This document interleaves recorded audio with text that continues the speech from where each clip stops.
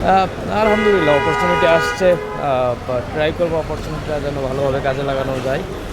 আর এর আগেও খেলেছি, এই সেম টিমে খেলেছি, তো অবশ্যই একটা ভালো লাগার ব্যাপার কাজ করে, যেহেতু সেম টিমে যাচ্ছি। আশা করবো যে ভালো কিছু হবে ইনশাআল্লাহ। এখন তো তাওহিদুদ্দিন আমার পাশে ক্যাপ্টেন বাংলাদেশের, এরকম একটা ট্যাগও আছে, দায়িত্ব বেশি, তাদের এক্সপেকটেশনও বেশি থাকবে, আপনারও প্রমাণের অনেক জায়গা থাকবে নিশ্চয়ই।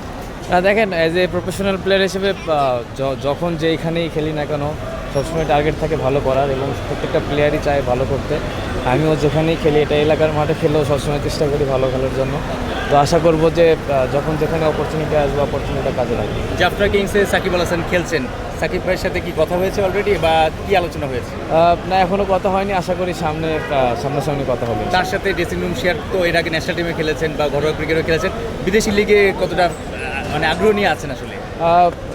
বিদেশি লিগে কখনো খেলা হয়নি। আমি এর আগে যখন এলপিএলে খেলেছিলাম, উনি অন্য টিমে ছিল, আমিও অন্য টিমে ছিলাম। তো এই বছর একসঙ্গে খেলবো, অবশ্যই ভালো লাগার একটা বিষয় কাজ করছে। আশা করি ভালো কিছু হবে ইনশাআল্লাহ। হৃদয়, বেশ কজন ক্রিকেটার আসলে এলপিএলে আছেন, আসলে মানে একটু মনে হচ্ছে কিনা যে আমাদের লিগে খেলতে যাচ্ছেন এরকম 5-6জন 7জন ক্রিকেটার আছেন ওইখানে?